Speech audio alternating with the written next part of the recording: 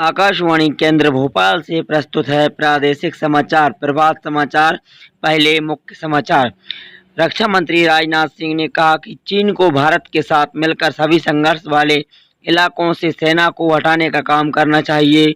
Moscow में Shanghai सहयोग संगठन की बैठक के बाद रक्षा मंत्री तेहरान रवाना हुए।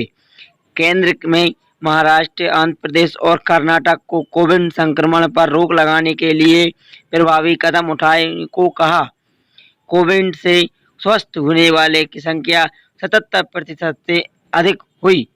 रेलवे 12 सितंबर से 80 नई यात्री रेलगाड़ियां चलाएगा। सरकार ने राज्यों और केंद्र शासित प्रदेशों के लिए ईज ऑफ बिजनेस रैंकिंग जारी की। आंध्र प्रदेश पहले, उत्तर प्रदेश दूसरे और तेलंगाना तीसरे स्थान पर है।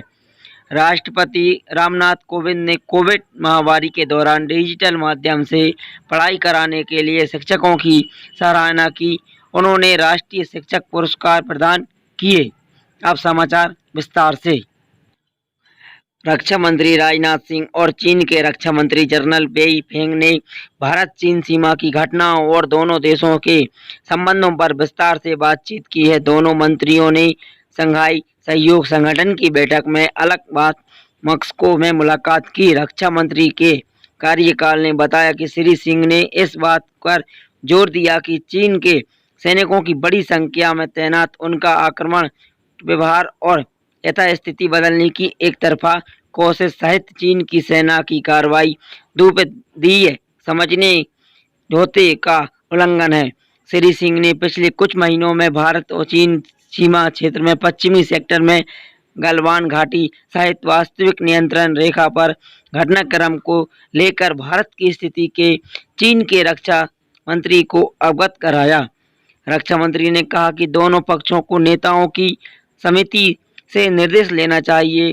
द्विपक्षीय संबंधों को आगे ले जाने के लिए भारत चीन सीमा क्षेत्र में शांति बनाए रखना आवश्यक है और दोनों पक्षों को अपने मतभेद विवाद के रूप में नहीं बनाने देना चाहिए।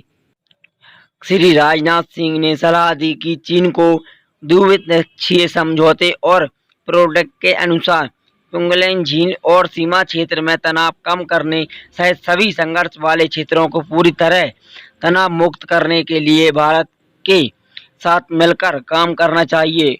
उन्होंने कहा कि वर्तमान स्थिति में जिम्मेदार तरीके से निपटना चाहिए और किसी भी पक्ष को ऐसी कोई कार्रवाई नहीं करनी चाहिए जिससे स्थिति खराब हो या सीमा क्षेत्रों में तनाव बढ़े। श्री सिंह ने चीन को इस बात की भी अवगत कराया कि दोनों पक्षों को राजनीतिक और सेना चैनलों सहित बातचीत जारी रखनी चाहिए ताकि वास्तविक नियंत्रण रेखा पर पूरी तरह तनाव दूर हो सके और पूरी तरह शांति बहाल हो सके। रक्षा मंत्री ने आज मॉस्को में ईरान रवाना हो गए, जहां के ईरान के रक्षा मंत्री ब्रिगेडियर जनरल आमिर अहतामी से मुलाकात कर द्विपक्षीय रक्षा संबंधों पर चर्चा करेंगे। श्री सिंह शंघाई सहयोग संगठन में रक्षा मंत्रियों की बैठक में हिस्सा लेने के लिए 3 दिन की रूस यात्रा पर मॉस्को में थे। शंघाई सहयोगी संगठन की बैठक से अलग श्री राजनाथ सिंह ने रूस, चीन और मध्य एशियाई दोनों के रक्षा मंत्रियों से द्विपक्षीय वार्तालाप की। भारतीय सेना ने उत्तरी सिक्किम में पठार में 17,500 फुट की ऊंचाई पर हाल ही में चीन के 3 नागरिकों की मदद की है। ये लोग रास्ता भटककर इस क्षेत्र में आ गए थे। इनमें 2 पुरुष और 1 महिला शामिल है। भारतीय सेना के जवानों ने इन लोगों को तत्काल ऑक्सीजन, भोजन और गर्म कपड़े सहित पूरी चिकित्सा सहायता उपलब्ध कराई। सैनिकों ने इन्हें खराब मौसम से भी बचाया। क्षेत्र में तापमान शून्य के आसपास है। चीन के नागरिकों ने तुरंत मदद देने के लिए भारत और सेना के प्रति आभार व्यक्त किया। केंद्र सरकार ने महाराष्ट्र, आंध्र प्रदेश, कर्नाटक राज्य में कोरोना संक्रमण की सामुदायिक श्रृंखला का तोड़ने के लिए प्रभावी उपाय किए जाने और मृत्यु दर भी 1% से कम करना सुनिश्चित करने की कहा है। राज्यों को विभिन्न स्तरों पर उचित निगरानी के साथ उच्च परीक्षण, प्रभावी नैदानिक प्रबंधन, निशुल्क कराने तथा मानव जीवन बचाने के लिए लगातार प्रयास करने की सलाह दी है।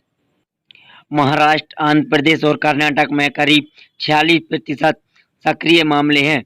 पिछले 24 घंटे में मृत्यु दर भी राष्ट्रीय स्तर के मुकाबले करीब 52% हो गई है।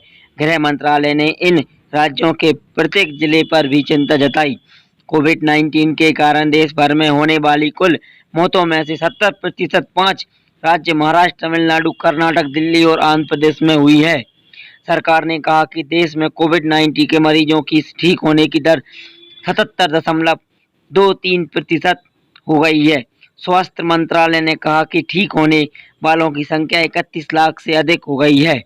स्वस्थ होने वाले लोगों की संख्या में लगातार वृद्धि से देश में कोविड मामलों की संख्या में काफ़ी कमी आई है और अब यह कुल मामलों का 21.04% हो गया है। इस संबंध में केंद्र सरकार की नीतियों के प्रभावशाली क्रियान्वयन और टेस्ट, ट्रैक और ट्रेन नीति से स्वस्थ होने की दर बढ़ी है और मृत्यु दर कम आ गई है। तो दोस्तों, आपको जानकारी अच्छी लगी हो तो हमारी वीडियो को लाइक शेयर करें और हमारे चैनल को सब्सक्राइब करना न भूलें।